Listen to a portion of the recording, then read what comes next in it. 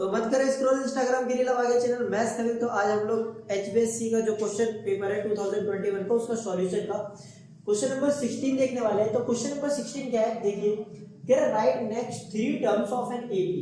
कह रहे जो एपी है आपको इसकी 3 टर्म लिखनी है। तो अरिथमेटिक प्रोग्रेशन का सवाल है, बड़ा ही आसान से सवाल होते हैं, आप सभी को आते होंगे। कह रहे कि नहीं आते तो एक बार वीडियो को वॉच करो, ठीक है। अच्छा, इस तरीके के क्वेश्चंस में ऐसे ही सवाल आएंगे और यही आने वाले हैं, एकदम आपको प्रैक्टिस ध्यान से करनी है बस, और पेपर में जरूर पास हो जाओगे आप लोग। तो कह रहे हैं कि ये जो आपको एपी दे रखे 2 -1 -4, तो इसके आपको नेक्स्ट 3 टर्म लिखनी है, नेक्स्ट 3 टर्म। तो देखो ये तो आपका a1 है, ये a2 है और ये a3 है। ये a1 है, a2 है, a3। तो मतलब आपको कौन कौन सी टर्म लिखनी है, आपको लिखना है a4, आपको लिखना है एक तो a4, a5 और a6। नेक्स्ट 3 टर्म ये वाली टर्म्स लिखनी है आप। तो देखिए कैसे लिखेंगे।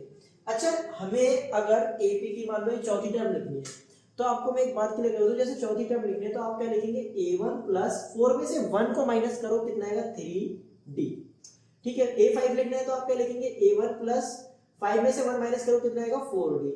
और 6 को लिखना है a6 को, तो a1 प्लस 6 में से 1 माइनस करेंगे, कितना आएगा 5d। तो ये लिखना है। अच्छा, हमारे पास a1 की वैल्यू तो है, a1 की वैल्यू कितनी है 2 है, लेकिन हमारे पास d की वैल्यू नहीं है, तो d की वैल्यू निकाल लो। तो d की वैल्यू कितनी होती है, वो होती है a2 माइनस a1। तो a2 की वैल्यू कितनी है, वो है -1, फिर माइनस a1 की वैल्यू कितनी है 2। तो माइनस माइनस क्या होता है, माइनस माइनस यार प्लस होता है, तो साइन किसका आता है, माइनस का आता है, तो आएगा -3। तो मतलब d की वैल्यू कितनी आ जाएगी, -3। तो d की वैल्यू आ रही है हमारे पास -3। तो a1 की वैल्यू कितनी है, a1 की वैल्यू है 2, तो इधर आएगा 2 प्लस 3। d की वैल्यू कितनी है, -3। d की वैल्यू कितनी है, -3। तो हमारे पास क्या आ जाएगा, ये आएगा 2, 3 की -3 से मल्टीप्लाई करेंगे तो आएगा -9, बिकॉज प्लस की मल्टीप्लाई माइनस होती है तो आंसर किस में आता है, माइनस में आता है, तो माइनस का 9। और इसको हम सॉल्व करेंगे तो आंसर कितना आ जाएगा, ये प्लस का 2 और माइनस का 9 है। तो आपके पास मैंने आपको कई बार बताया हुआ है, जैसे कि मान लीजिए +2 है और ये माइनस का 9 है। अगर आपको इसको सॉल्व करना है तो +2 का मतलब है कि हमारे पास 2 रुपीज है, और -9 का मतलब है हमें 9 रुपए देने हैं। माइनस के साइन का मतलब ये ध्यान दीजिए कि 9 रुपए में देने हैं, जिसके आगे माइनस का साइन है, मान लीजिए 9 रुपए देने हैं और 2 रुपए हमारे पास है। तो अगर हमें 9 रुपए देने हैं किसी को और हमारे पास 2 रुपीज है, तो हम उसे 2 रुपए दे देंगे, ठीक है। तो हमारे पास कितने रुपए और देने रह जाएंगे अभी में, 7 रुपए। तो इधर कितना आएगा, -7। अच्छा, इसको सॉल्व करेंगे तो a1 की वैल्यू कितनी है, a1 की वैल्यू है 2 प्लस 4, तो यहाँ पहले 4 ही लिख दो, 4। और d की वैल्यू कितनी है, d की वैल्यू -3। तो हमारे पास आएगा 2, 4 3 तक कितना हो जाएगा 12, और 2 में से जब हम 12 को माइनस करेंगे कितना आ जाएगा, -10। अगली टर्म कैसे लिखेंगे, a1 की वैल्यू कितनी है 2 प्लस फिर क्या है 5, d की वैल्यू कितनी है -3 इक्वल्स टू 2, 5 3 से कितना आ जाएगा, -15। और इसको जब हम सॉल्व करेंगे कितना आएगा, -13। तो हमारे पास जो नेक्स्ट टर्म है वो कौन सी आ जाएगी, -7 -10 और -13 आ जाएंगे। तो 17 समय कह रहा है ऑल स्क्वायर्स आर सिमिलर होते हैं या कॉन्ग्रुएंट होते हैं। तो देखो बात समझते हैं, मान लीजिए ये एक स्क्वायर है और एक स्क्वायर ये है। मान लीजिए मैं कह रहा हूं कि इसकी साइड 2 है, 2 है, ये भी 2 है, ये भी 2 है, और मैं कह रहा हूं इसकी साइड मान लीजिए 3 है, ये भी 3 है, ये भी 3 है, ये भी 3 है। 3 सेंटीमीटर मीटर कुछ भी हो सकता है ना, कोई यूनिट है। तो देखिए ये जो है ये भी स्क्वायर है मान लीजिए, और ये भी स्क्वायर है। तो ये दोनों स्क्वायर कॉन्ग्रुएंट नहीं है, क्योंकि कॉन्ग्रुएंट की कंडीशन क्या होती है कि ये वाली लेंथ इसके बराबर होनी चाहिए, ये वाली लेंथ इसके बराबर, कॉरेस्पॉन्डिंग लेंथ मतलब कॉरेस्पॉन्डिंग साइड बराबर होनी चाहिए। पर आप देख सकते हैं कि ये स्क्वायर और ये स्क्वायर कॉन्ग्रुएंट नहीं है, कॉन्ग्रुएंट लेकिन ये सिमिलर है। सिमिलर की क्या कंडीशन होती है, देखिए सिमिलर की कंडीशन होती है कि कॉरेस्पॉन्डिंग साइड्स का रेशियो बराबर होना चाहिए। तो आप देख सकते हैं इनका रेशियो कितना आएगा 2/3, इस वाली साइड का भी रेशियो कितना आएगा 2/3, मतलब यहाँ पर सभी साइड का रेशियो कितना है 2/3। तो सिमिलर की कंडीशन होती है कि रेशियो कॉरेस्पॉन्डिंग साइड का रेशियो बराबर होना चाहिए, और कॉन्ग्रुएंट का जो मतलब कॉन्ग्रुएंट की जो कंडीशन होती है वो क्या होती है कि साइड बराबर होनी चाहिए। अगर ये साइड और ये साइड बराबर होती तो ये कॉन्ग्रुएंट होता है। अब जरूरी तो नहीं कि यार हर स्क्वायर में ये 2 सेंटीमीटर तो ये भी 2 सेंटीमीटर होगा, तो ऑल स्क्वायर्स आर कॉन्ग्रुएंट नहीं होंगे, लेकिन वो क्या होंगे, सिमिलर होंगे। मतलब जितने भी स्क्वायर है हमारे पास वो सभी के सभी कैसे होंगे, सिमिलर, ठीक है। तो ये इसका आंसर आ जाएगा। देखते हैं 18th क्वेश्चन, वीडियो पॉज करके नोट कर लो यहाँ तक। देखिए 18th सम को किस प्रकार से करेंगे, कह रहे 18th सम है, कह रहे triangle MNL, triangle QPR, MNL और QPR, ये ट्रायंगल आर सिमिलर ट्रायंगल्स। ये दोनों ट्रायंगल्स कैसे हैं, सिमिलर ट्रायंगल्स है। कह रहा है in given figure which similarity criteria is used. कह रहा है कि ये दोनों फिगर सिमिलर है तो कौन सा मतलब क्राइटेरिया यूज, सिमिलरिटी का कौन सा क्राइटेरिया यूज हो रहा है। तो आप देखिए कौन सा क्राइटेरिया यूज हो रहा होगा। देखो ट्रायंगल कौन कौन सा, in triangle M N L and triangle Q P R. तो देखो कौन कौन सा यूज हो रहा होगा। देखो एम एन किसके इक्वल है, देखो एम एन। अच्छा यहाँ पर एक और बात, सॉरी ये इक्वल नहीं, यहाँ पर क्या है कि साइड्स का रेशियो। सिमिलर में क्या देख सकते हैं हम, रेशियो। तो आप देखेंगे ध्यान से कि अगर मैं एम एन अपॉन में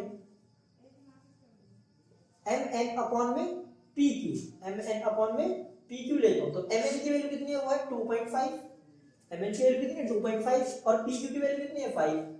तो आप नोटिस करेंगे यहाँ पर ये इसको मैं लिख सकता हूँ 25, ये पॉइंट हटा हुआ नीचे आ जाएगा 50 और इसको सॉल्व करके आएगा 1/2 कि एम एन अपॉन में पी क्यू की रेशियो कितना आ रहा है 1/2 आ रहा है।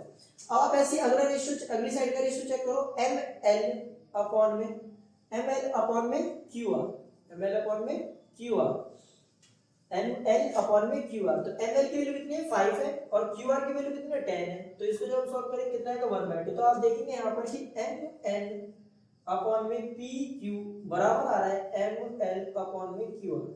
देखिए इन दोनों साइड्स का रेशियो तो सेम आ रहा है। और तीसरी चीज क्या कि एंगल एम बराबर है एंगल क्यू। देखिए एंगल एम और एंगल क्यू के बराबर है।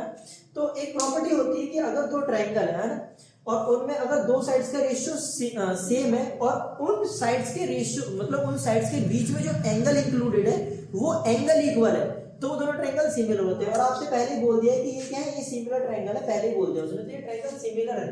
तो यहाँ पर ये साइड है, ये वाली साइड इसके रेशियो में और ये इसके इक्वल है ना। वैसे हमें सवाल सॉल्व करने की जरूरत नहीं थी बट मैंने आपको बता दिया है। हमें तो ओनली क्या बताना था कौन सा क्राइटेरिया यूज हो रहा है। तो आप देखेंगे ध्यान से, तो यहाँ पर दो साइड्स लिए हमने, एक साइड और दूसरी साइड, दो साइड्स का रेशियो और एंगल। तो यहाँ पर कौन सा क्राइटेरिया यूज हो रहा है, साइड एंगल साइड। तो यानी कि सी ऑप्शन क्या हो जाएगा, करेक्ट हो जाएगा। वैसे भी एमसीक्यू था, बस आपको टिक करना है, बस मैंने सॉल्व करके दिखा दिया कि ये ट्रायंगल सिमिलर कैसे है। तो वीडियो को पॉज करके नोट कर लो। देखते हैं 19th क्वेश्चन। 19 से कैसे करेंगे, कह रहा है sides of triangle are given below. कह रहा है कि नीचे ट्रायंगल की साइड्स दे रखी है, determine which of them is right triangle. कह रहा है इन दोनों साइड्स, ये एक ट्रायंगल की साइड दे रखी है, ये दूसरे ट्रायंगल की साइड दे रखी है। आपको बताना है कि इस साइड में से और इस साइड में से कौन से ट्रायंगल की साइड्स ऐसी है जो राइट ट्रायंगल है ना। तो देखिए कैसे करेंगे। अच्छा राइट ट्रायंगल की एक खास बात है ना, हाँ आपको तो बहुत सारी खास बात दिखती होगी है ना, ट्रायंगल में नहीं दिखती होगी आपको। तो देखिए एक खास बात पता है कौन सी राइट ट्रायंगल में। एक खास बात ये है कि पाइथागोरस थ्योरम लगती है राइट एंगल ट्रायंगल में। कौन सी थ्योरम लगती है, पाइथागोरस थ्योरम लगती है राइट एंगल ट्रायंगल में। ठीक है, ये हाइपोटेन्यूस होता है, ये हमारा बेस होता है और ये परपेंडिकुलर होता है। राइट एंगल ट्रायंगल में जो पाइथागोरस थ्योरम होती है वो क्या कहते हैं कि हाइपोटेन्यूस का स्क्वायर जो होता है बराबर होता है परपेंडिकुलर का स्क्वायर प्लस बेस का स्क्वायर। तो जिस भी ट्रायंगल की साइड ने ये वाली प्रॉपर्टी इसमें से और इसमें से जिसने भी फुलफिल की इस वाली प्रॉपर्टी को, वो हमारी राइट एंगल की साइड रहेगी। तो देखिए बात समझते हैं। हाइपोटेन्यूस क्या होता है, हाइपोटेन्यूस होता है longest side of right triangle. Right triangle में जो सबसे बड़ी साइड होती है उसको हाइपोटेन्यूस बोलते हैं। तो इसमें सबसे बड़ी साइड एक आई थिंक यहाँ 7 है, यहाँ 27 लिख दिया मैंने, 24 है यहाँ पर, सॉरी यहाँ 24 है। तो देखिए तो ये सबसे लंबी साइड है, ये 25 यानी कि ये हाइपोटेन्यूस का काम करेगी। अभी हमें पता नहीं है कि यही है या नहीं है, हम क्या करेंगे लॉन्गेस्ट साइड का स्क्वायर निकालेंगे। तो हम 25 का स्क्वायर निकालते हैं। तो देखिए 25 का अगर मैं स्क्वायर निकालूं तो आपको पता है 625 आएगा। फिर मैं 24 का भी स्क्वायर निकाल लेता हूँ तो वो कितना आएगा, वो आएगा 576। फिर 7 का भी स्क्वायर निकाल लेते हैं, वो कितना आएगा 42। तो हम क्या करेंगे, अगर किसी एक साइड का स्क्वायर अन्य दो साइड के स्क्वायर के सम के बराबर आ जाता है तो वो वही साइड हमारे राइट एंगल ट्रायंगल की साइड होगी, बिकॉज यही कह रही है थ्योरम। तो देखिए आप ध्यान से देखिए 25 का स्क्वायर है जो वो बराबर है, अगर मैं इन दोनों को ऐड करूंगा तो हमारे पास कितना आएगा 625 ही तो आएगा, 625 आएगा। तो देखिए 25 का जो स्क्वायर है वो बराबर है किसके, परपेंडिकुलर। अब देखिए जरूरी नहीं है परपेंडिकुलर, ये भी हो सकता है ये भी हो सकता है, उससे कोई फर्क नहीं पड़ने वाला। तो 25 का स्क्वायर और प्लस 7 का स्क्वायर। तो आप देख सकते हैं कि इसकी वैल्यू 625 है और इसकी वैल्यू कितनी है, ये है 576 है और ये कितना है 49। तो यार ये वाला ऑप्शन हमारा करेक्ट हो जाएगा।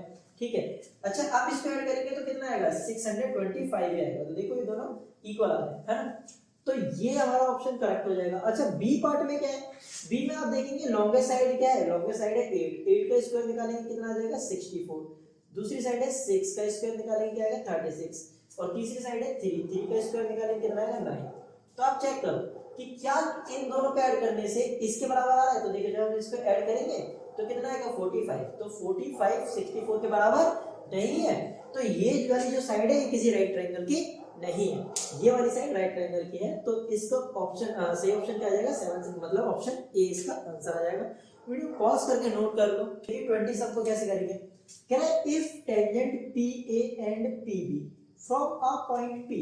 कह रहा है कि दो टेंजेंट है, दो टेंजेंट है, कौन कौन सा टेंजेंट है, एक तो टेंजेंट है PA, एक टेंजेंट है PB, ठीक है, फ्रॉम अ पॉइंट P और वो किसी पॉइंट P से, ठीक है,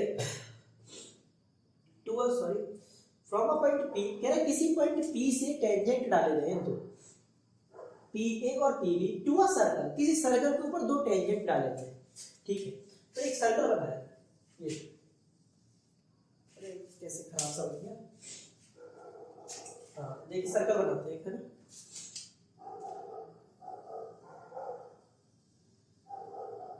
ठीक है, ये मैंने एक सर्कल बना दिया। ये जो सर्कल है फिर कह रहा है कि PA और PB क्या है, टेंजेंट है इस सर्कल पे। मान लीजिए इस सर्कल का सेंटर O ये रहा और कह रहा है बाहर एक पॉइंट है P, बाहर एक पॉइंट है P, इस पॉइंट P से इस सर्कल पे दो टेंजेंट डाले गए, इससे यहाँ पर क्या करे गए दो टेंजेंट डाले गए, एक टेंजेंट ये डाल दिया और एक टेंजेंट मान लीजिए ये डाल दिया, ठीक है। यहाँ से एक टेंजेंट ये हो गया PA और एक टेंजेंट हो गए PB। कह रहा है कि इस सर्कल पर P से दो टेंजेंट डाले PA और PB, इसका सेंटर क्या है O। कह रहा है from a point P to a circle with centre O। कह रहा है सेंटर कितना है इसका O। कह रहा है आर इंक्लाइंड, कह रहा है जो ये टेंजेंट है ना ये झुके हुए, इंक्लाइंड टेंजेंट कितने डिग्री पर, एट एन एंगल 100 डिग्री, कितने डिग्री पर इंक्लाइंड है 100 डिग्री पर, यानी कि ये वाली जो वैल्यू है कितनी है 100 है। कह रहा है दैट एंगल POA, आपसे पूछ रहा है PO यानी कि इस वाली लाइन को ज्वाइन करना पड़ेगा, POA आपसे वो ये वाला एंगल पूछ रहा है, इस एंगल के आपसे वो वैल्यू पूछ रहा है। मान लिया मैंने x मान लिया, POA की वैल्यू पूछ रहा है, तो इस वाले एंगल की वैल्यू पूछ रहा है। तो देखिए किस तरीके से सवाल को हम सॉल्व करेंगे, बड़ा सिंपल सा सवाल है। तो देखिए एक बात समझा देता हूं मैं आपको कि जो ये जो पॉइंट है, जो ये पॉइंट है कौन सा वाला पॉइंट है हमारा, जो टेंजेंट है, टेंजेंट इस वाले पॉइंट को कट कर रहे हैं, है ना, ये दोनों टेंजेंट इस वाले पॉइंट को कट कर रहे हैं। ये जो पॉइंट इस सेंटर से ज्वाइन किया जाता है, तो ये जो लाइन होती है ना, ये लाइन इस एंगल को दो बराबर भागों में डिवाइड कर देती है। कितने बराबर भागों में डिवाइड करती है, बाइसेक्ट कर देती है, कुल मिलाकर मैं ये बोल देते हैं बाइसेक्ट कर देती है। तो देखिए, तो अगर ये टोटल एंगल 100 है मतलब 100 है, तो जो ये वाला एंगल होगा ये कितना होगा 50 होगा। अच्छा यहाँ पर देखिए ध्यान से, यहाँ पर एंगल बनेगा 90 डिग्री का, बिकॉज एक थ्योरम होती है, जो ये बोलती है कि radius is perpendicular to tangent of a circle at which point of contact, कि अगर रेडियस से टेंजेंट पे परपेंडिकुलर डाला जाता है पॉइंट ऑफ कांटेक्ट पर तो 90 डिग्री होता है। तो देखिए ध्यान से, ये टेंजेंट है, ये रेडियस है, तो यहाँ पर कितने डिग्री का एंगल बनेगा 90 डिग्री का थ्योरम कहते हैं। अच्छा ध्यान से देखो, PAO ये राइट एंगल ट्रायंगल है जिसमें ये एंगल 90 डिग्री का है। अच्छा ट्रायंगल्स ऑफ प्रॉपर्टी आप सभी जानते हैं, ट्रायंगल्स ऑफ प्रॉपर्टी क्या होती है कि sum of interior angle of any triangle is 180 degree. क्या होती है triangles of property, sum of interior angle of any triangle is 180 degree, कि ट्रायंगल के अंदर के एंगल का सम कितना होता है 180 डिग्री।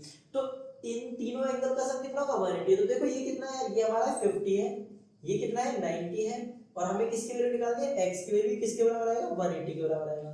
जब इसको सॉल्व करेंगे कितना आएगा, ये 140 आएगा, यहाँ पर तो आ जाएगा हमारे पास 140 प्लस x इक्वल्स टू आएगा 180, और हमारे पास x की वैल्यू कितना आएगी 180, ये प्लस क्या रहेगा तो माइनस में 140, तो x की वैल्यू आ जाएगी हमारे पास 40 डिग्री। तो हमारे पास जो x की वैल्यू आ गई 40 डिग्री, और x की वैल्यू निकाल देते हैं, हमें POA निकालना था, तो हमारे पास वो कितना आ जाएगा 40 डिग्री। तो यार इस तरीके से वाले सवाल को सॉल्व करेंगे। आई होप आप लोगों को यार वीडियो अच्छा लगा होगा, है ना। ऐसे ही और एमसीक्यूज में डालने वाला हूं, तो अपने दोस्तों के साथ इन एमसीक्यूज को शेयर कर लीजिए ताकि वो भी बोर्ड परीक्षा में बहुत अच्छे नंबर से पास हो सके और आप सभी पास हो सके। पढ़ाई के लिए आपको बेस्ट ऑफ लक, पढ़ाई करते रहिए, बहुत अच्छे नंबर से पास हो जाइए।